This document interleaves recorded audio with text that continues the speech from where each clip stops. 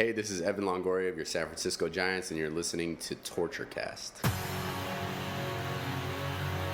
You're listening to a podcast by and for fans of the San Francisco Giants. Let's go, Giants! With hosts Willie Dills, Chad King, Ben Lee, and Eric Nathanson. Dedicated to the greatest team in Major League Baseball, the San Francisco Giants. This is Torture Cast. Standing on top, not gonna stop. We came to play, ain't slowing down. Falling on, we're here to stay, and we're stomping on whatever's in our way. I'm feeling like a Giant tonight. It's Monday, April 8, 2019, and this is episode 160 of the Torture Cast, the podcast by and for fans of the San Francisco Giants. I'm your host, Chad King, today, and joining me as always is Eric Nathanson. What's up, man? Not much. Just enjoying having all baseball back all the time. It's been like wall-to-wall baseball all week. I'm so happy that we're able to be back watching Giants ball and talking it every week again. Yeah, I love this time of the year. I mean, opening day is one thing, but being, a couple weeks into the season, you kind of get into that flow. It just feels good. It feels like everything's right in the world. I do part of the daily routine now, Exactly, daily routine for us personally out here in California. The rain has really slowed down. We needed it, but we were kind of getting sick of it. But, yesterday was like 78 degrees. Today is going to be in the 70s again, so it's nice spring weather. It's just, it's nice. It's I'm coaching a baseball team for my son. We got practice today. We had a game this weekend. It's been a good time. I love this time of year, so I'm real happy. But it's not so good if you're a Giants fan. We love baseball and we'll continue to watch this team, but it's been a rough start, hasn't it, Eric? Yeah, the Giants are coming out of, what is this, after 10 games of play, they're 3-7, and this past week they lost 2 or 3 in LA and then came home for the home opener and lost 2 or 3 to a good Tampa Bay squad. It was they've yet to win a series this season, but they've managed to win one game against all 3 teams so far. Yeah, they haven't won a series, but they haven't been swept. We were talking just now before the show. They've been competitive. Their pitching is keeping them in every single game. They've been very competitive, but their hitting's just not getting it done. There's no timely hitting going on, and the only games that they have won are when the timely hitting's getting done, or Steven Duggar's in the middle of action. I've kind of tended to notice that. Yeah. Because, let's see, they won 6-4 in the second game against Tampa. He drove in 3 runs. He homered during a loss. Oh, I was thinking about the Dodgers series, and he homered during a loss. So let's start with the Dodgers series. It was a competitive series. The Dodgers have started out absolutely on fire.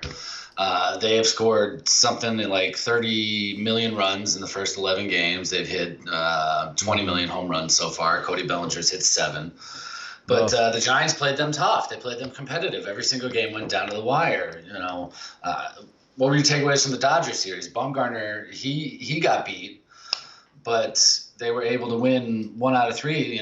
They had hope at the end too, as we were talking about, and Pablo grounded out to end the series. They still put together a decent series in LA. It was a good series. The Dodgers came in, and we were talking about this last week, and they had, scored 42 runs in the 4 games against the Diamondbacks. They just looked unstoppable. They had 14 home runs. The Giants had a total of 22 hits going into the series, so they definitely were the premier team in the very short sample size. But they came in, and the Giants won the first game 4-2, and then the Dodgers won 6-5 and 5-3. But the 6-5 game, that was the game where Bumgarner gave up 5 runs, but they were all unearned. Of course, he committed the error himself and gave up a Cody Bellinger grand slam in the inning with 2 outs. So that's, if you guys are confused about unearned runs, it's a very odd thing. So even if you're the pitcher and you commit the error, any runs that would not have scored if you had recorded that out are still unearned, even though you committed the error. So it's a very odd thing. Let me ask you real quick then, because I see this debate all the time. People always say if a pitcher makes an error, they should be earned runs because he made the error. Personally, I don't think so, because I'm not I'm not voting for it at all. Right. I was going to say, do you think I think that's stupid because the moment he releases the ball as a pitcher, he becomes a fielder. So Yeah. any actions he does as a fielder are different than what he does as a pitcher. And I think people get lost in that. I just want to bring that up. I always see that debate go by. Oh, yeah, no, I'm not debating it at all. I just know that I kind of referenced it because of the point you just brought up, is a lot of people think, hey, you're the pitcher. Why don't you have those runs charged to you because you made the mistake? But I agree with you. I think once you become a fielder, that's it. Besides, why would you change it anyway now? I mean, rules are rules. So either way it goes, it's like keep it consistent the way it's been the last 100 years. I mean, I don't know why you would change it. But he still gets those other tallies against his record in terms of batting average against and home runs allowed. So those aren't good things to have on your stat sheet either. So that home run does exist on his line. The extra runs, the extra hits, I should say, do exist on his line. But point being, if you look at the earned runs of the series, they allowed 2, 1, and 3. Or sorry, 5. 2, 1, and 5. So that's a total of 8 runs in 3 games against the Dodgers that they allowed.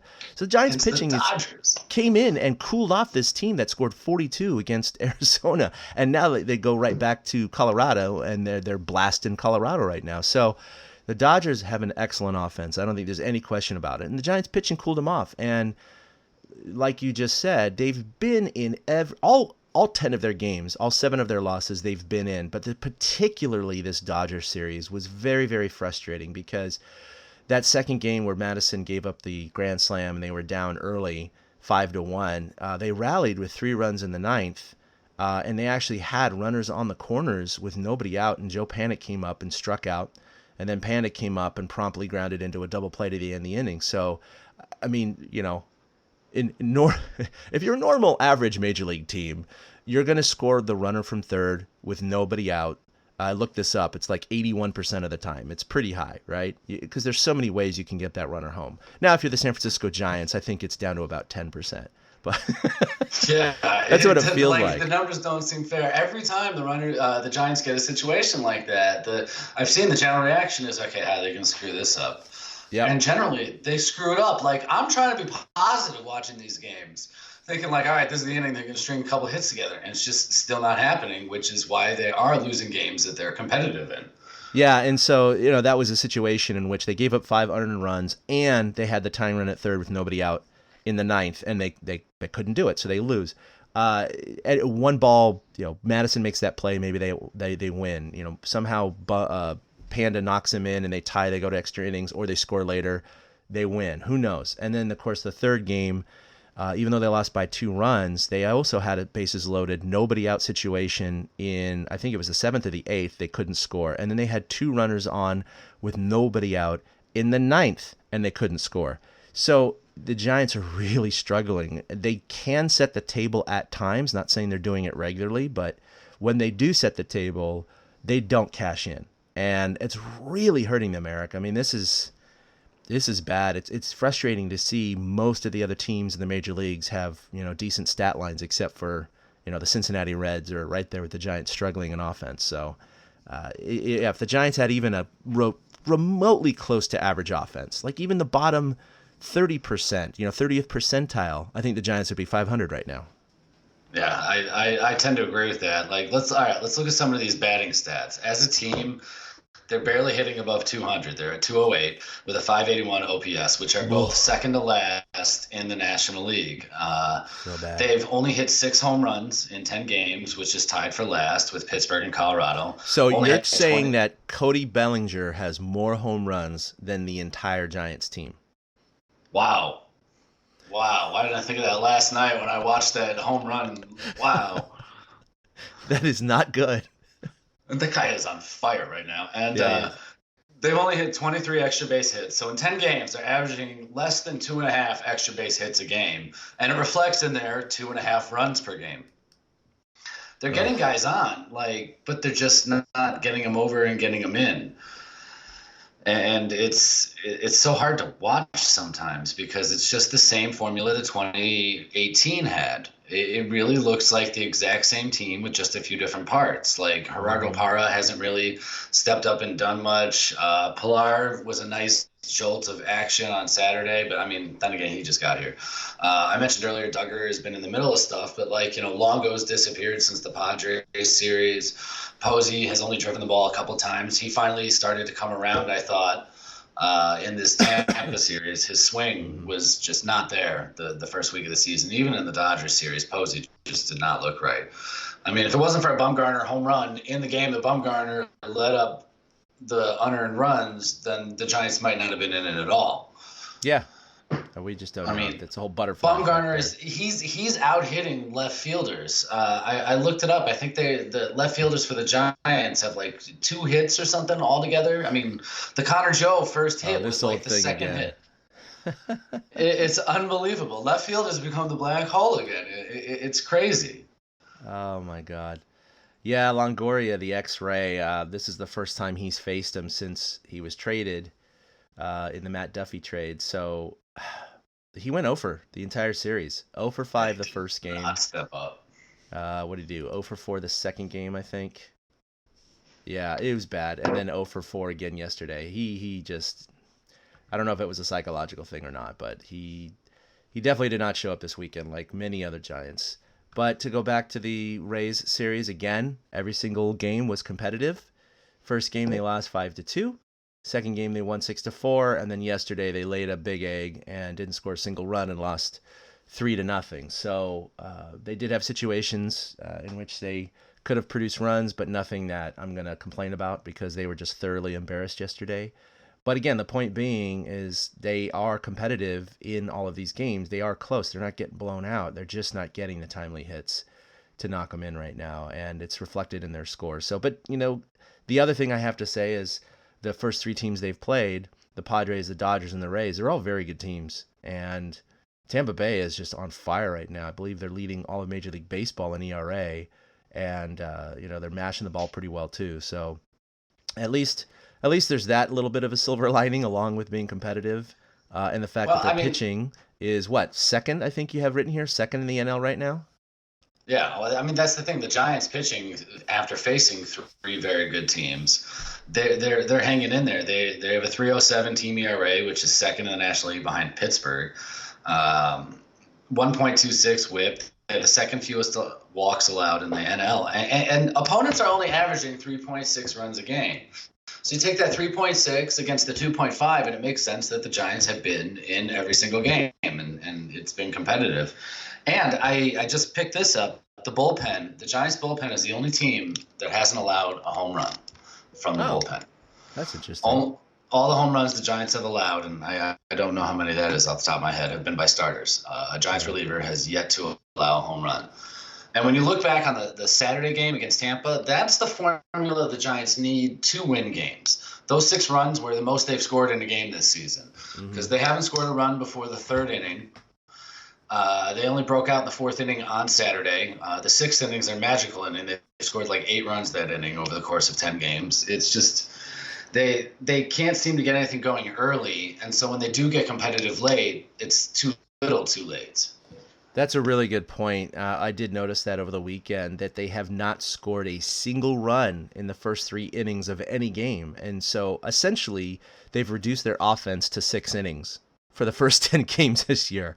That's not good. That's not good. So when you get behind early, then it's just fighting and climbing this hill. And they've come close a couple of times to pulling it out of the hat. But like you said, sometimes it's just too little too late. And this anemic offense needs to put a couple on the board in the early parts of the game. It might give them a little bit of confidence, might give their pitching a little bit of confidence and relieve some of the stress that they must be going through right now. But this is what we've felt even when the Giants had a good offense. Where I'm talking like 2010 when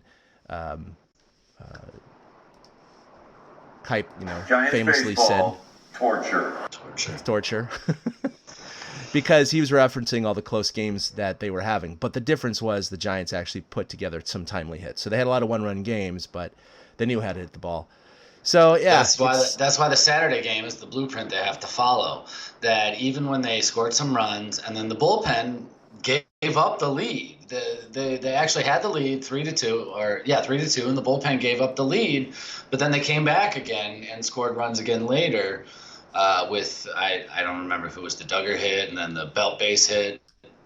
Yeah, it was when Belt drove in a couple with a base hit to make it 6-4. That was like the most life we've seen from this team, and some of it was sparked with Pilar laying that bunt down and beating it out, and then stealing a bag, and they threw it out into center field, and so he moved up to third base. Yeah, it was such a dirtbag moment. It was such a he ingratiated himself in the fans that day, and it was nice that it came around the kind of way the Giants are going to need to win games, because they're not going to slug the ball. They're just not. They've hit a total of, like we said, 6 home runs, and Belt has 3 of them. Yeah. So, that's what they're going to have to do to win games. And that was a nice blueprint. So it was good to see that the Giants can win some of these games, and it's not just going to be rolling over. But when you play 3 quality teams like the Padres, Dodgers, and Rays, you can expect to win 1 of 3 or 1 of 4. So last week we were talking about Zaidi and how he's just pulling all these strings left and right, and how we both kind of are in agreement with, hey, the old way of doing things and sitting with their veterans or the same old guys clearly was not working anymore. They need fresh blood. They need to find who can answer the call. And we were shocked by seeing a Michael Reed and a Connor Joe in the lineup to start opening day instead of, Mac Williamson or someone we would have expected with the old regime. Well, he just keeps pulling the trigger, man. So since we last recorded, they now have had 2 trades, one of them today. But earlier last week, right before the Dodger series, or during the first game of the Dodger series, they picked up Kevin Pillar, which I think I've always admired him. They call him Superman for his diving ability out in center field. I've always loved watching the highlights on Toronto, highlight packages, but I like this pickup. I do think it's a little odd that Duggar said, they told him, hey, you're our everyday center fielder, and then a week later he's moving to right. But at the same time, Pilar has that experience, and he clearly showed it with what he did on Saturday. He's not the best offensive player in the world, but look what the Giants have. So he's definitely a step up from a Connor Joe or Michael Reed.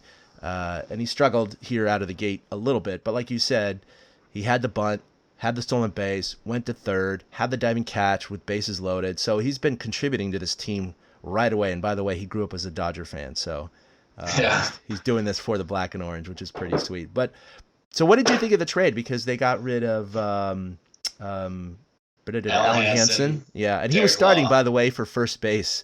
Or at first base for the Blue Jays the other night, and apparently he had never played that position in any capacity in his professional career, which was awesome.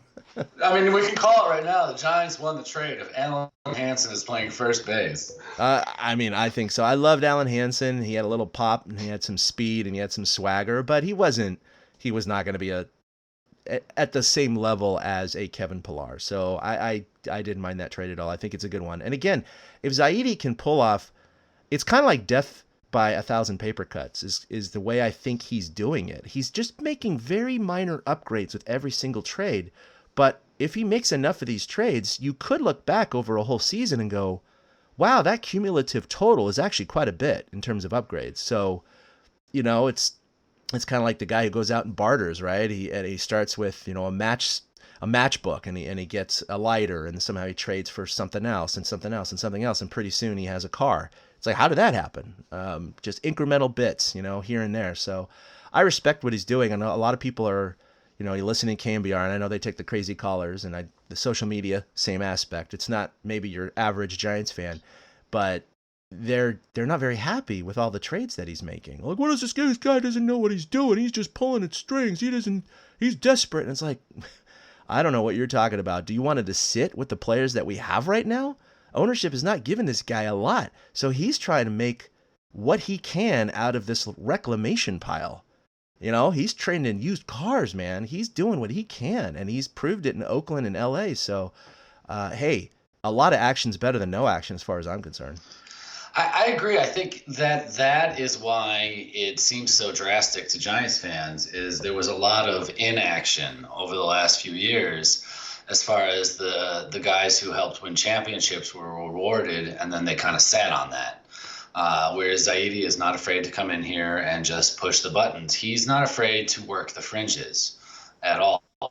And when you look at the Dodgers and how they've been built over the last few years, I was looking at their payroll last night, and they only have a few high-priced guys as far as Kershaw, Ryu, Jansen, and Turner. And like everybody else is pretty much 10 million or under.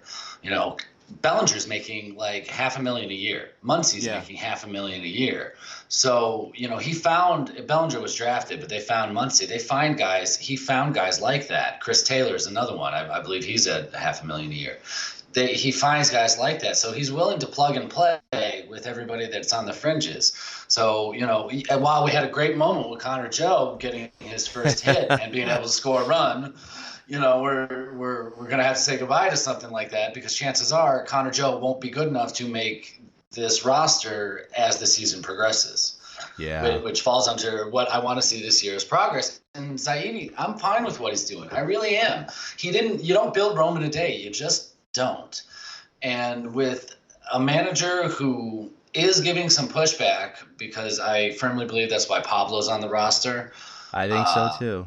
I think there's push and pull, and I don't think it's bad push and pull. I actually think this shows how Zaidi is willing to be flexible and understand the needs of the players in the clubhouse, because he knows that that's not his realm. Yeah. So he understands, though, and he gets that there's a human aspect to it. There's not just some guy crunching numbers up there. And that's what I think is cool about it. And he understands the approach. So, that's why now they have a first baseman and an outfielder, Tyler Austin from the Twins, which, again, another trade with the Twins. That's where Reed came from. That kind of surprised me, too. Yeah, it surprised me, too. That was pulled off this morning, and right when I saw the trade, I didn't know who was going to be let go to make room on the roster, but, I think anyone who knows anything could have guessed Connor Joe. And sure enough, when I got home and I could read more of the details, they said Connor Joe was DFA'd. So, and he just had a nice little moment this weekend. He got a nice little blue pit, his first major league hit. He actually came around and scored and was a part of that rally, which put the Giants ahead. So he chose to get his first hit at a good time. Not that other times weren't good. With base runners on. Good, I know. And the Giants took him and, the left-handed pitcher, I'm blanking out on his name right now, who got his first major league win in the same game. Travis Bergen. Thank you, Bergen. And so they put them both in these laundry carts and rolled them into the showers and doused them with milk and sriracha and beer, and it was awesome. And the next day, Bergen, he was asked by these kids at the Little League Day, what's your favorite moment in professional baseball? And he said, what happened when I got rolled in and doused. And I guess Kevin Pillar was also kind of taken aback by the camaraderie and the chemistry that he saw, and how everybody kind of was keeping upbeat with Connor Joe, and was like, you're going to get your hit. Don't worry. I know that Evan Longoria had told him, I started with the Giants 0 for 17. It'll come. I understand. You feel bad. You feel like you're letting everyone down, but stop pushing so hard. It'll come. Because he was 0 for 15 at the time. So it sounds like the chemistry in the clubhouse is doing fine.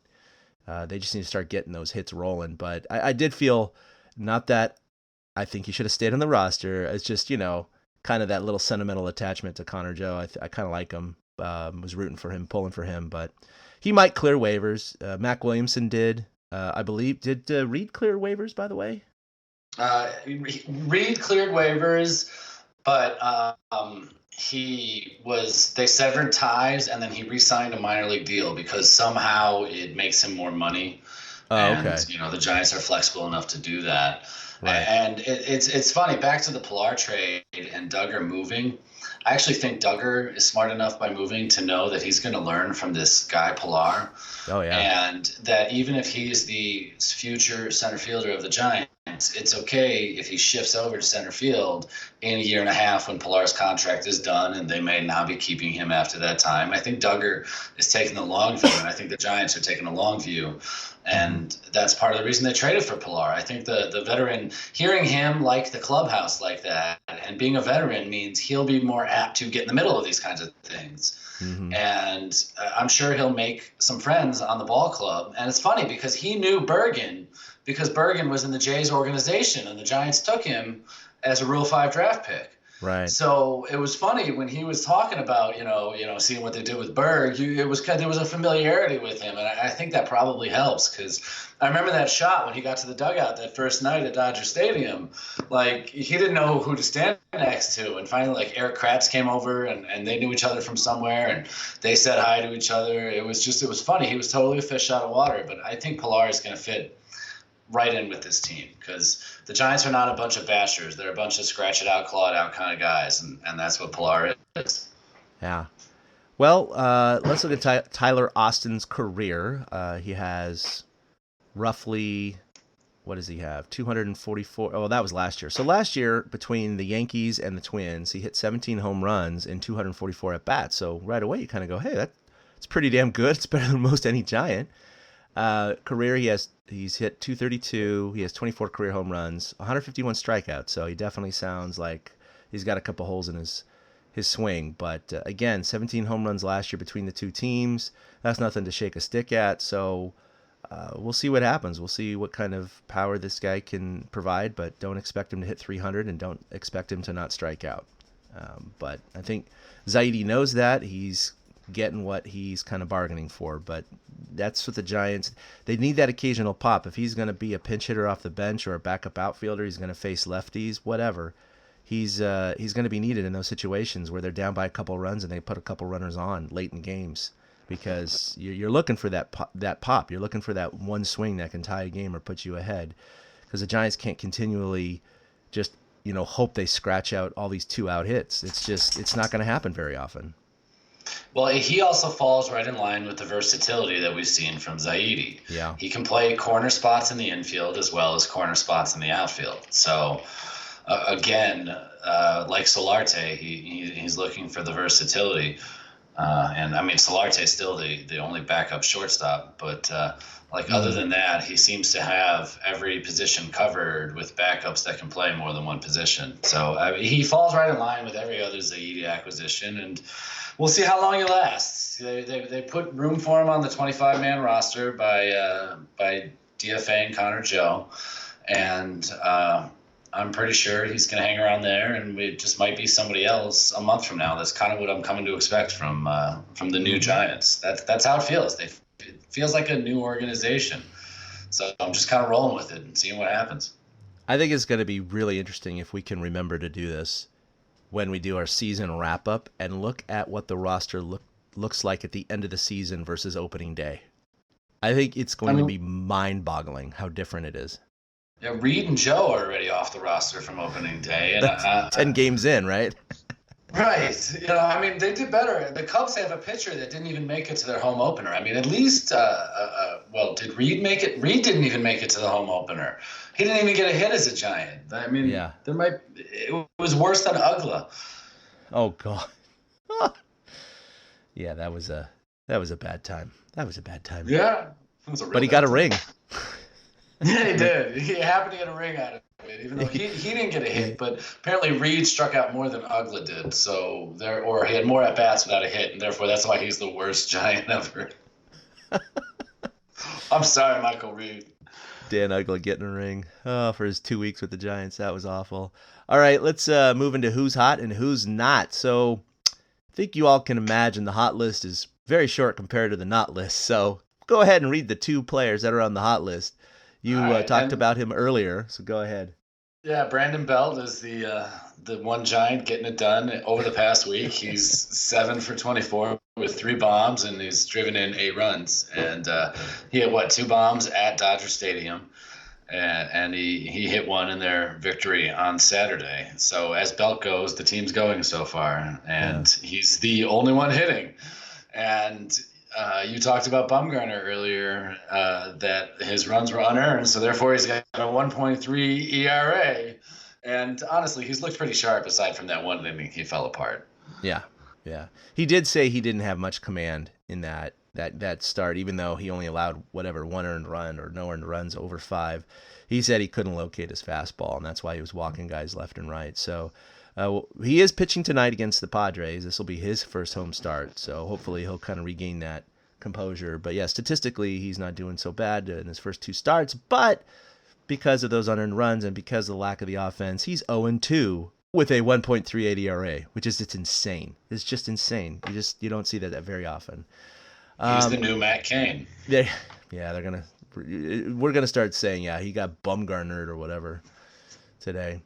So who's not? Kevin Pillar, hey, look, we love the guy so far. He's sparked some life. His defense has saved some runs, and it's a small sample size, but he's starting out 2 for 16, but that's okay. We expect that to hopefully, average out. Joe Panik, who had a fantastic spring hitting over 400, has started off very, very cold, hitting 192. Longo, he just really got tanked by the Tampa Bay series. He went 0 for 14 or whatever. So it dropped his average below the Mendoza line. He's hitting 194 now on the season, and they really need this guy. He's a corner guy. I mean, come on, he's a former All-Star. He needs to start hitting here at the beginning of the season. Posey and Parra each hitting 200, and it's interesting. Buster Posey is still considered one of the best catchers in the game, and he can still handle the pitchers and anything behind the dish and throw guys out. It's just his offense is really starting to wane over the last few years, not just the power, but we'll see. I mean, I fully expect him to still hit around 280 this year, make the All-Star team, but he hasn't. Let me just put it this way. Because he's coming off his hip surgery and everybody was hoping that he was going to be the Posey of old, which I didn't have any hopes for. He's not going to be the 2012 Posey. We know that. But could he be the Posey from 2014 where he was really good, but just not an all-star or just not an MVP? I just was hoping for early signs of that kind of production, and it hasn't happened in the first 10 games. But we'll see if anything rolls around. But I know that yesterday when they slashed his lineup on the screen, besides his average, it said 0 home runs and 0 RBI. 0 RBI hitting in one of the power positions in the lineup. That's not good, man. Well, I'm starting to wonder if I'm willing to give it a month. Posey's coming off of the hip surgery, and so he's having to refine his swing without all the hitches and giddy-ups that he was using to compensate for a sore hip. So the fact that he drove the ball to the right field wall on Saturday was a very, very good sign coming from him. When he starts driving the ball the other way, usually that means he's coming around. That actually means he'll start pulling some home runs. But he still had to sit on Sunday because Posey is not he's caught back-to-back days twice. And he has not caught Saturday, 3 I think days. I saw that. Yeah, and he has not caught 3 days in a row yet this season. And so I think we need to give him a month to kind of see where he's at, and then maybe it's time to consider moving him out of a power position in the order. And I just wonder, if that'd be hard for Bochy and Posey to tackle, or if Posey would be willing to do it. I mean, I don't know if moving him to the 2 slot because he still makes contact is worth it, or dropping him to like 6th maybe, so that he can clean up after the cleanup guys. That remains to be seen, but. That Posey was struggling because he just didn't seem to have a swing yet. And I feel like we saw signs of life. So I want to give him a month, see where he's at before I really put a judgment on Posey. Because as we've said 1,000 times, I don't think this team is competing for a ring this year. So it's okay to just, let things happen as they go over the course of a few months to see where they're at. Yeah, I agree with you. I think that if I were to move him without considering anything else, I do think number 2 is viable, and I think number 6 is viable. But there are reasons that's not going to happen. One is, I think you hit it, that Bochy and him have that relationship. It's Bochy's last year. He's not going to move his premier catcher to something that could be construed as a slap in the face. The other thing I would say is if Buster Posey was traded to, let's say, the Houston Astros or the Dodgers or one of these power-hitting teams, he would not even be sniffing hitting 3, 4, or 5. He would absolutely be hitting 6 or 7 in the lineup. Well, the difference is the Giants don't have that kind of lineup. So you look at the entire lineup, and you go, Belt's got 3 home runs. That's fine. Longo's a power hitter, quote unquote. He's struggling. And you got Posey, and you got all these new guys. You got Crawford will never be a 4-hitter. Panik is obviously not a 4-hitter. All these guys are not 4-hitters. So it's just kind of by default, even though he's struggling and his production has waned and he only had 5 home runs last year, he's still kind of the default cleanup guy. It's just the way it is. So I think That's just kind of where he's going to be all year. And if he does struggle this year to produce, especially with the power numbers, and we get a new regime in next year in terms of a manager, I do think you might start seeing changes in 2020, but not this year in terms of where he's hitting. I just want to see him healthy. I like seeing him drive the ball. I just want to see him healthy. Yeah, I really like the guy, really pulling for him. Just want to see him hit, it would be nice if he could turn around 15 balls this year, because 5 was just kind of an embarrassment last year. I mean, Cody Bellinger already has more than that in 10 games in the season. So Derek Rodriguez, he struggled his last start, which was the home opener, but I'm going to chalk that one up to nerves because there were 2 outs and no one on, and then it was home run, double home run, 4 guys in a row. And he said his adrenaline was pumping and he couldn't really feel his fingertips. So that's fine. I'm going to chalk that up to nerves of the home opener. He proved himself last year. He looked great after that first inning. He settled down, no runs the next 4 or 5 innings. So I think he'll be fine. But he's rocking a 5.25 ERA because of that rough start. But again, early in the season, these numbers go up and down very, very quickly because of the small sample size. But that'll wrap up your Who's Not. Now, you've got a couple of new things that we're going to start bringing in. You got a minor league report? I do. And the other thing I was going to bring in, I'm not, because I'm not as prepared as I wanted to be. So this year we're going to try to just keep a little eye on the minor leagues. And the minor league seasons opened last week. So there's really nothing to report after 4 games. So I just want to give a quick run through of highlight somebody on each squad so far as the season's gotten going. AAA Sacramento, they started off 3-1. So all the minor league teams have played 4 games, and Sacramento started off 3-1 so far. And I believe I saw Vogt maybe hit a homer. Yeah. Oh, Vogt's got 2 homers on the season already.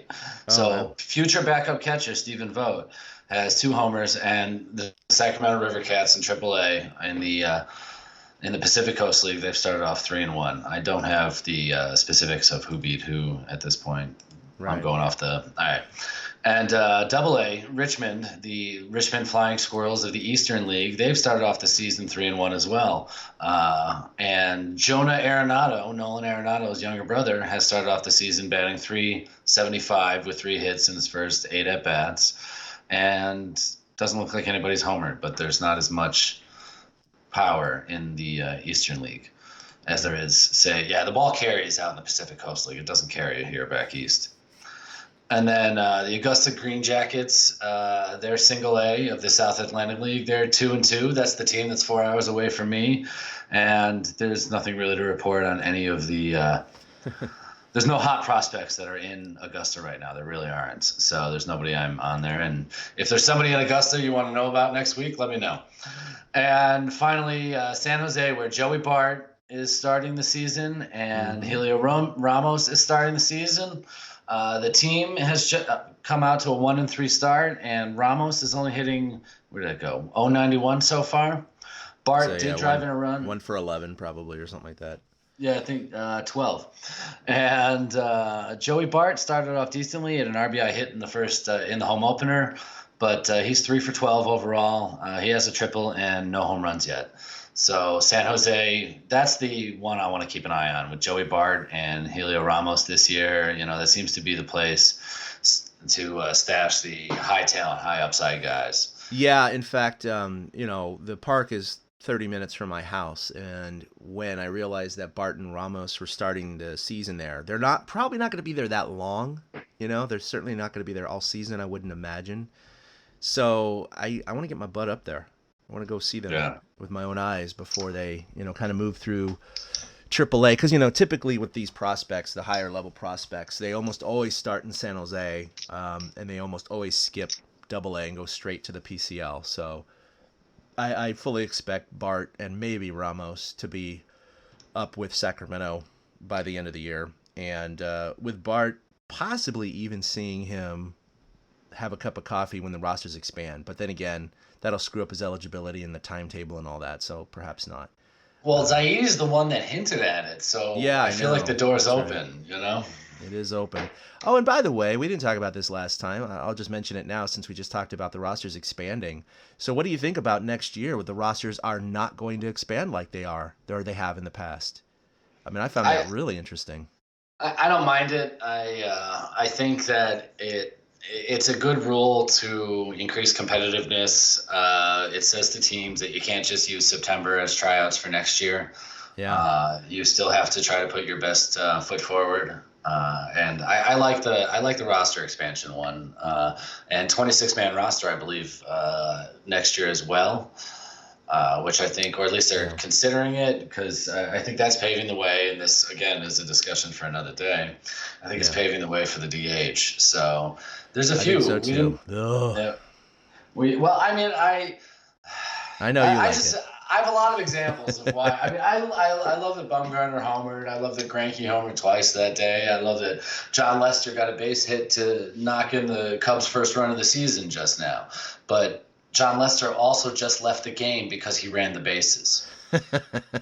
I'm not even kidding. When he came home and slid, you could see a wince, and he just left the mound an inning and a half later. Yes. You know, Lester. Well, I mean, it's no offense to pitchers, but I mean, I know Lester's been in the NL for a while, but they're asked to do something that's, not theirs. Anyway, so I like the idea of, that's been my thought. If they were ever going to bring the DH, expand the rosters to 26, because I think of guys like Flan, and they were fringe guys. Bochy was a fringe guy, and they might not have gotten their shot on a roster with a DH because they don't need the utility infielder as much. But because they do with the pitching and double switches, that's why somebody like Flan got a shot. But I think with the 26-man roster, it still keeps that built-in, utility guy role as a roster spot. So I think that helps that. And then, I mean, we didn't even talk about the 3-batter minimum either. No, that's another weird one. And that's purely aimed at speeding the game up. I get it. I don't want to get into it because baseball is just something that I've always loved. I know I sound like an old curmudgeon when I say, don't change it, tradition, blah, blah, blah. It's like, look, I know things change, new ballparks, baseballs are wound differently, bat technology, training technology, all these things, of course, are a part of the game.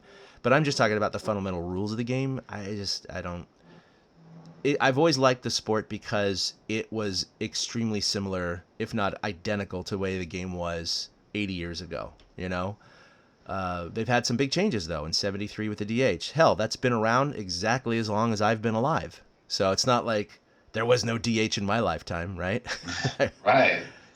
I was born in November of that year. So that first season, while I was baking in the oven, it was the first year of the DH.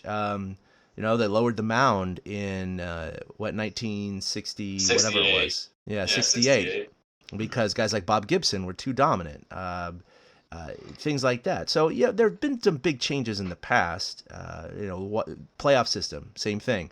Wild card, the second wild card, all these things. When teams used to just win their division and go straight to the World Series, now it's much more of a gauntlet and a crapshoot to get there. Which, by the way, makes the Giants' runs more impressive. By the way. And so, I don't know, the whole 3-batter minimum is weird, but again, it harkens back to, I guess you can use the reverse argument, and the fact is that starters just pitch complete games all the time. And if they didn't, it was 1 or 2 pitchers that came in and pitched like full innings. It's not been until the last 5 or so years, you could say Tony La Russa was kind of starting it maybe 15 years ago, but the specialists, right, they come in, you get 3 pitchers in an inning in a tight game. But to me, as a baseball fan, and I know I'm not their general average baseball fan that they're trying to cater to with these changes, I don't mind it. I don't mind waiting an extra couple minutes for warm-ups and a TV break because I want to see sometimes these loogies come out and face the power hitter, from the left side. I kind of like that stuff. But now it's going to be interesting when that rule becomes official. Is it next year or the year after, whatever it is? Because I think it's next year. I think they're still, meaning that it's still in debate, or they're going to test it somewhere. And so it's just going to be interesting to see what managers are going to do when they're faced with a situation, because it's also potential to increase offensive production in the game and speed up the game. So I get the intent behind it, but I think it's going to lock teams into these weird situations where, okay, you look at your lineup and there's 2 lefties coming up and then a righty. Okay, you bring in your left-handed specialist, but they're probably going to pinch hit for the second left-hander anyway. right? So here he comes in, but now he's got to pitch to 3 batters. So maybe he gets the first guy, and then suddenly there's a pinch hitter. It's a righty, and now he's facing 2 righties. It's like, well, okay, but you wouldn't have brought in the lefty to face 2 righties. It's odd to me. But he has to face 2 more guys. But that's the extra layer of strategy then that you have to decide. Well, wait a second. Should I bring in my lefty or should I just bring in a righty and force the other way? Which is why I don't hate it. I really don't, actually. I was shocked that I'm okay with it because I think it's just going to come up less than people think. I think that a lot of times pitchers are going to be brought in and they'll get out of the inning and then a new pitcher will take over the next inning because they're not going to force the outs to carry over, the batters to carry over, because you couldn't pinch hit for a pitcher that way. That changes the rule. And the fact that the use of loogies has been on the decline also seems in favor of that. Sure. And I mean, I was watching, it was one of the Padres-Giants games early in the season. I think it was the second game, and the Padres made like 3 pitching changes in an inning, and I'm sitting there, and I was getting bored. I was getting distracted. I was like, come on, you come back for like 2 pitches, and then it's another commercial. And like, I can kind of see where the league's coming from in the sense that they don't want to keep chopping up the game. Pace of play seems to be such an issue, and I don't think it's pace of play is like the issue. It's just timing itself. So, I mean, Felipe Alou was another one, man. In the Felipe days of the Giants, he would go out there and he'd use 4 pitchers in an inning to get 4 different guys out. True. He was one of the forerunners with La Russa in that respect as well. So, I mean, I don't hate it. Is it necessary? I don't know, but I don't hate it. I think that we'll all adjust to it within 5 to 10 years anyways. I think we all adjust to all these rules, like all the ones you alluded to earlier. We adjusted to them over the years. It'll definitely bring in a new strategic aspect of the game, and got to think ahead, both teams, and who they're going to face. I guess that feeling I was referring to definitely relates more to the playoffs, kind of that higher intensity. But I agree, games in April, I don't necessarily need to see 3 guys pitch in the 9th inning or the 8th inning, in a tight jam, because that does slow down the pace of play. So I understand the motivation behind it. I just think it's going to have some interesting repercussions, but because we kind of see the writing on the wall with the DH coming in maybe 3 years to the NL, it will kind of alleviate the problem of now that a guy has to pitch to 3 batters, and maybe, I don't know if the pitcher is going to come up in that situation, but now it's going to reduce double switches, obviously, with the pitcher. But now you might see double switches more so not for the pitcher, but to combat that lefty coming in, and you got 3 lefties in a row, now you pinch hit twice or do 2 double switches or 1 double switch in that 3. So instead of pitcher double switches, now you have, one-sided batter double switches. So it's right. So it's it's a different layer of strategy. You just got to adjust your thinking. I mean, the two-point play wasn't in the NFL until the mid-90s. Yeah. And I'm sure most people couldn't imagine it without it now. But you just add the new layer strategy, and that's what it is. And, I mean, it is what it is. We have to accept it anyway. Yep. So that's where they're going. So it's not like I'm going to stop watching the game because of a few new rules. I just think they're weird, but that's okay. All right, so coming up this week, we're going to have 3 against the Padres at home and then 4 against the Rockies at home. So tonight's going to be Madison Bumgarner. And, the Padres are a good team. The Rockies looking like, kind of maybe average, mediocre right now. We'll see. They did make the playoffs last year, if you guys forgot. So, again, it still could be 2 very rough series coming into Oracle. But at 3-7, Eric, I mean, every team goes through these 10-game spurts. By the way, I wouldn't be upset if the 49ers lost 1 game, but that's the way you have to kind of look at this 10-game section. It's 1 game of a football season, right? 162 games, 10 represents 1 out of 16. So it's kind of like, all right, they've started 0-1. Let's regroup. Let's see what they can do next week. But this is definitely not a time where you want to pull another 3-7 over the next 10, because you're going to get yourself so buried. I mean, so buried. You don't want to start off the season 6-14 or 5-15 or some BS like that, because it's just going to spiral out of control. I have a feeling, maybe not as bad as the Orioles of last year, but they got to avoid kind of a tailspin early. I think the players in the clubhouse are realizing, or they need to realize, that if they don't get it together over the first couple months and at least have a little better record than 3 out of every 10, that Zaidi's going to start trading people. Oh, yeah. And that Cleaning if they house. want, right, so if they want to stay together, they need to win ball games. And, I mean, the San Diego series, they're facing the same 3 lefties they faced to start the season. So familiarity is on their side when it comes to that.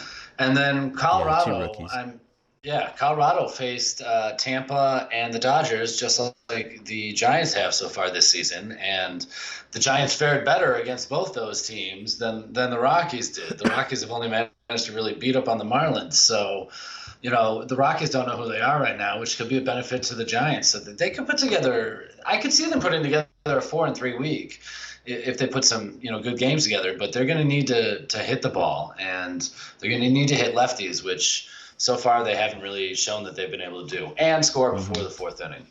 Yeah, no, put a couple runs, especially tonight. Boost. My bum doesn't care, but just kind of boost up the crowd, get the crowd into it, get a nice 2-3 run lead early in the game, and then just see if they can cruise. It's going to be a tight game. I mean, we have to expect 9 out of 10 games are going to be tight now with this team because they have good pitching and they have pathetic offense. So I appreciate that as a fan. I got to be honest. Every game has been engaging. Yesterday was really the only game where I felt like, I'm not sure that they can put together a rally. But generally, I've been engaged, and that's all I'm looking for is to be entertained this season. And I think we will be. Are you not entertained? Yeah, I am so far. I tell you what, it's a lot better than watching the Cubs. You must be shrooming. They're so bad. Like, if you put the Cubs offense with the Giants pitching staff, you'd have the greatest team in baseball. Oh, there you go. So bad. All right. As we wrap up, we got one more little section. I like this. Eric's adding it. It's This Week in Giants History. Take it away. Wednesday I will be releasing this week's in Giants history. Last week, if you missed it, you can go to the probably right underneath this post if you're on the website. You can go to the website, and last week I covered the 2010 opener and Tim Lincecum dominating.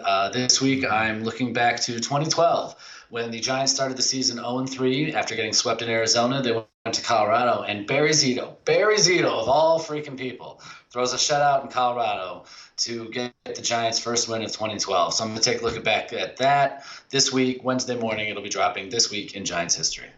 Nice. All right. Well, thank you, everybody, for listening to episode 160 of the TortureCast. You can follow us collectively at TortureCast or individually at 2OutHits. That's with the number 2 for Eric and at ChadK21 for myself. You can also like us on Facebook, and we have been extremely active. Eric really kind of led that off with his countdown to the season, which was awesome. We've gotten so much engagement from that. People seem to really like that little bit. Eric's published a couple of articles, and of course we're posting more of these little paragraph wrap-ups for each game and posting them there. So we seem to be getting a lot of engagement from that. So I think we're going to continue with that. So definitely like us on Facebook, and then of course all of the articles and these episodes and podcast episodes are posted on our website too at torturecast.com. So you got anything else to sell or pimp or highlight, Eric? No, not at all. I'm just like I started the show with. I'll end it. I'm happy baseball is a part of everyday life again. It's nice to be in the rhythm of doing this again. Yeah, it feels right. Whenever this time of the year rolls around, it just feels like, okay, this is the way life is supposed to be. So it's not all this weird hockey and football going on, even though I like to watch some of that. But all right, well, that'll do it for episode 160. Join us next week for episode 161. Until then, a-boom. A big thank you to everybody for listening to the TortureCast, the podcast by and for fans of the San Francisco Giants. Follow us on Twitter at TortureCast. You can also like us on Facebook or check out our blog at torturecast.com. I also want to say thank you to Ashcon and Bailey for letting us use their song Feeling Like a Giant for our intro. For Ben Lee and Chad King, my name is Willie Dills saying, we'll see you next time.